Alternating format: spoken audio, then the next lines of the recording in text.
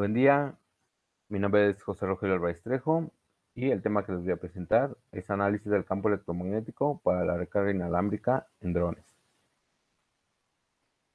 El contenido es antecedentes, descripción del problema, modelos matemáticos, resultados, conclusiones y referencias. Bien, los drones en la actualidad son una herramienta muy utilizada en diferentes ámbitos, en ingeniería, para fines topográficos, en geofísica.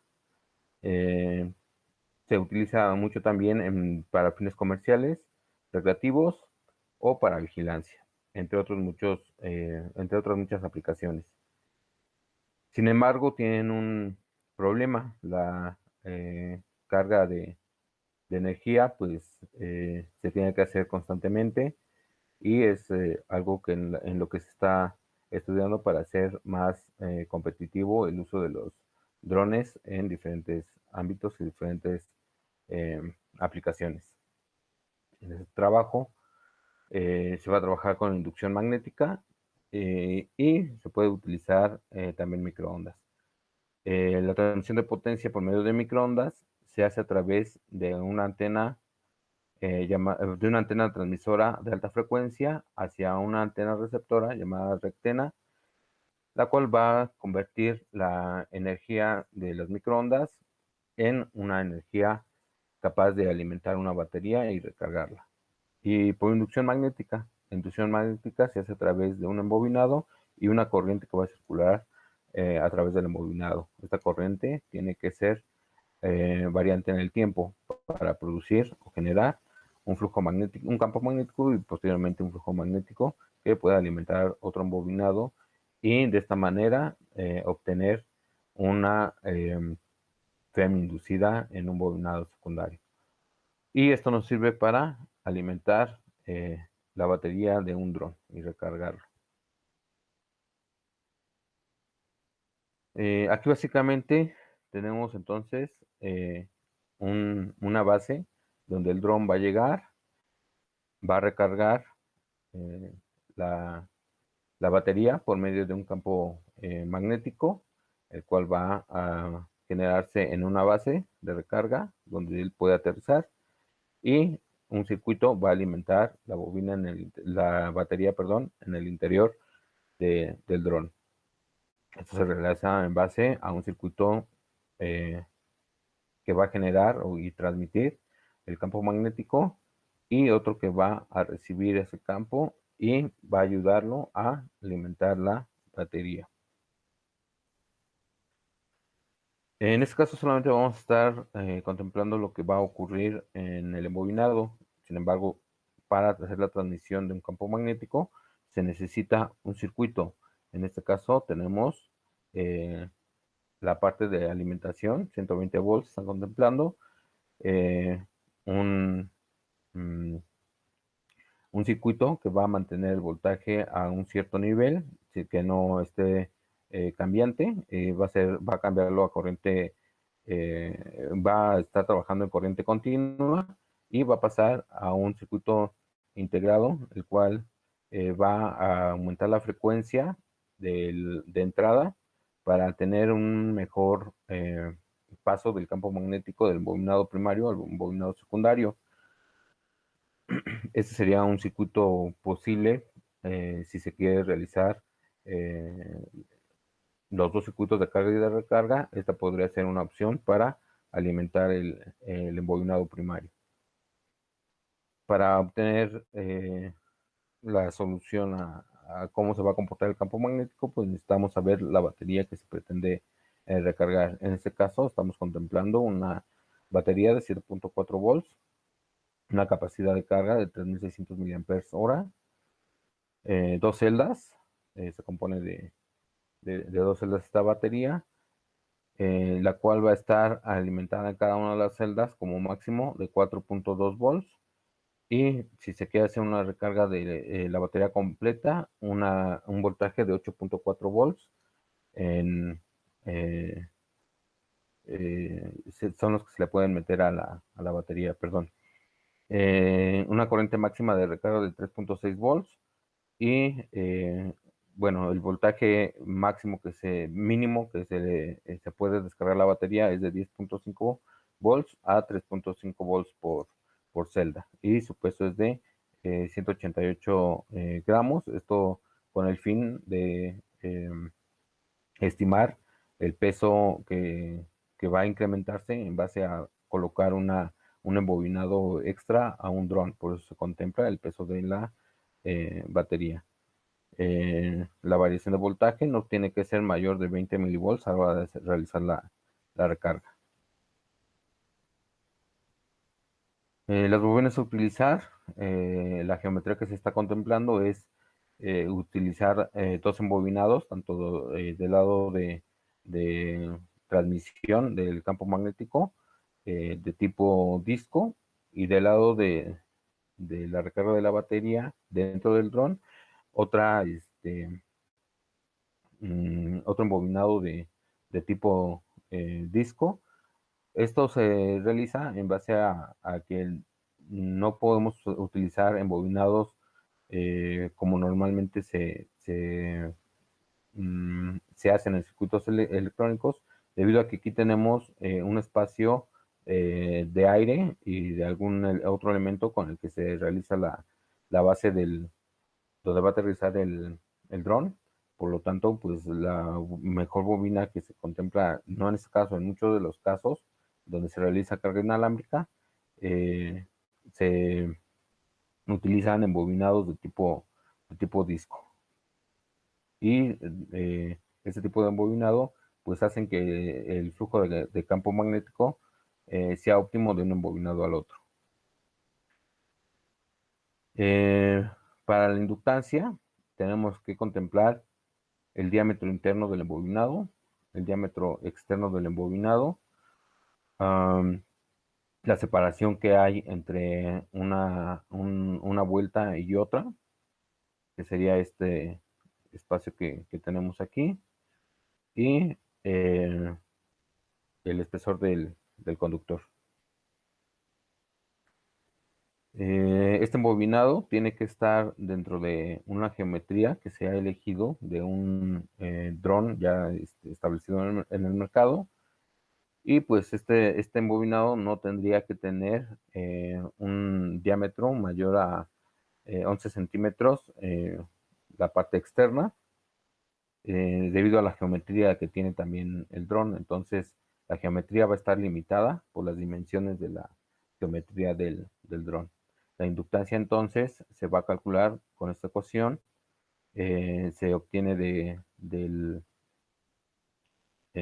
paper que tenemos aquí abajo, y es debido a que la inductancia es difícil de calcular y por lo tanto, bueno, se hacen algunas pruebas experimentales y de aquí partimos entonces para determinar nuestra inductancia.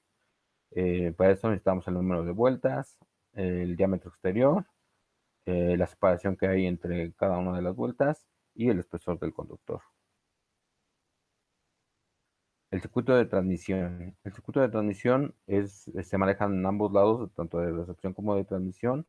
Un circuito RLC, en donde se contempla la resistencia del embobinado, la autoinductancia, la inductancia mutua, que sería la que se da entre el inductor 1 y el inductor 2, y una capacitancia que nos va a hacer de utilidad para eh,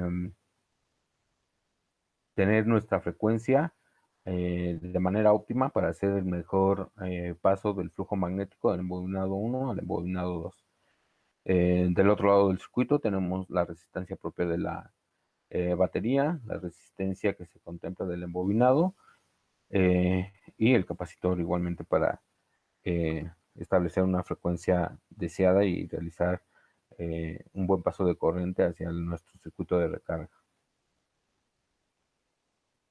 El cálculo de las impedancias, tenemos entonces las resistencias, la resistencia de nuestros elementos y la reactancia, eh, tanto la reactancia de la inductancia como la reactancia de la capacitancia se van a cancelar.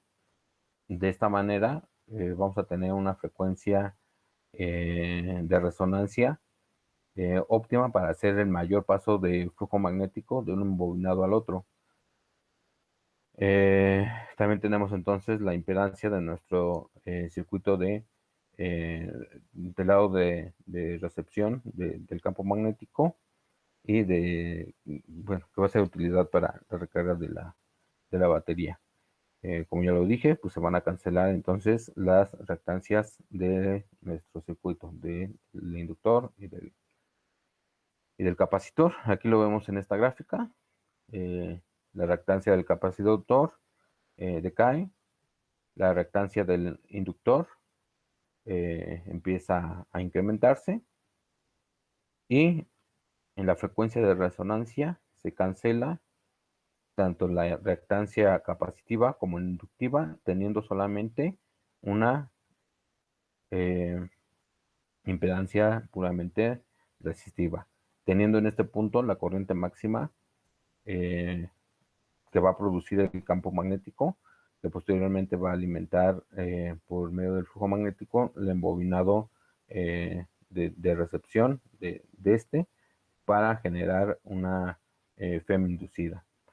Como las dos inductancias son iguales en este instante, entonces hacemos la igualdad de la reactancia inductiva con la capacitiva y de aquí podemos obtener la frecuencia de resonancia a la cual va a estar trabajando nuestro circuito y por lo tanto con esta frecuencia vamos a sacar las características de un circuito integrado que nos dé la frecuencia para lograr un buen campo magnético en la bobina de transmisión.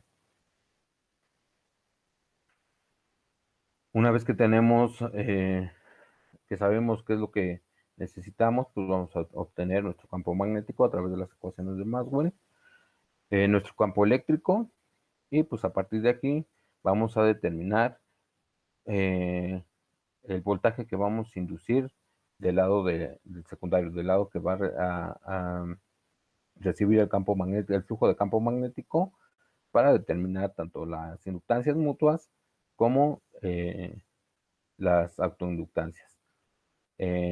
Aquí vemos que pues, necesitamos el flujo magnético del lado secundario para poder obtener todo lo necesario para realizar la recarga de la batería.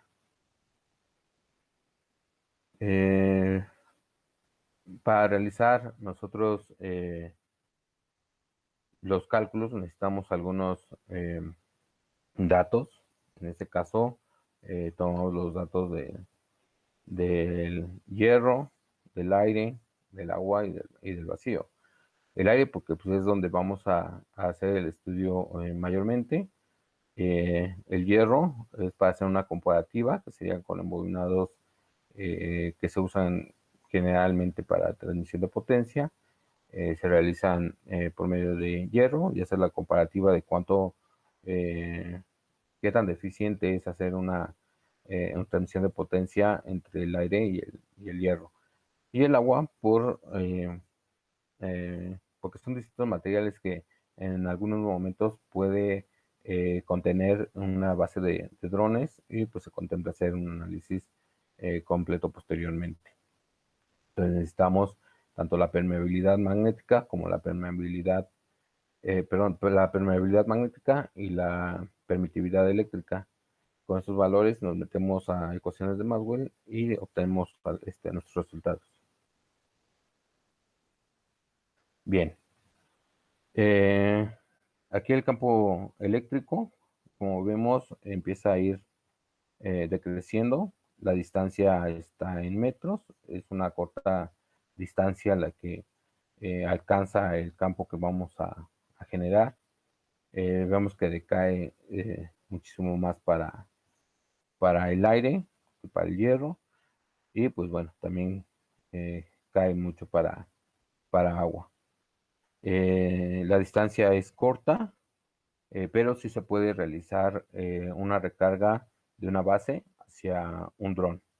Aunque en esta siguiente imagen podemos ver que pues el tiempo es una de las pequeñas desventajas porque en algunas de las aplicaciones pues es bueno tener recarga inalámbrica, aunque tengamos periodos largos de realizar una recarga completa. Primero la recarga se hace por medio de una corriente constante y posteriormente el voltaje constante. Pero si aquí vemos, aproximadamente se tarda entre 3.5 y 4 horas en realizar la recarga. Eh, Aquí nos podemos dar cuenta, igual, estamos cargando a 3.6 amperes y el tiempo es entre 3.5 y 4 es el tiempo de recarga. Primero lo hacemos con corriente constante y posteriormente con voltaje constante, y aquí es donde empieza a decrecer nuestra corriente. El tiempo es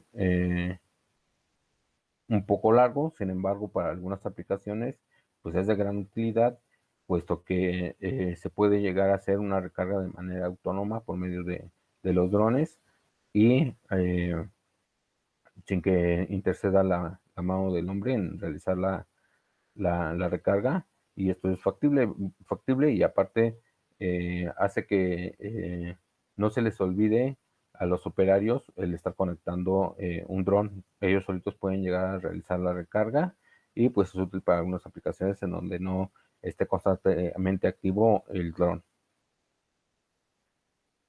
Bien, como conclusiones entonces tenemos que la recarga es factible por medio de campos magnéticos. Puede llegar a ser un poco lenta, sin embargo en algunas aplicaciones pues es de gran utilidad.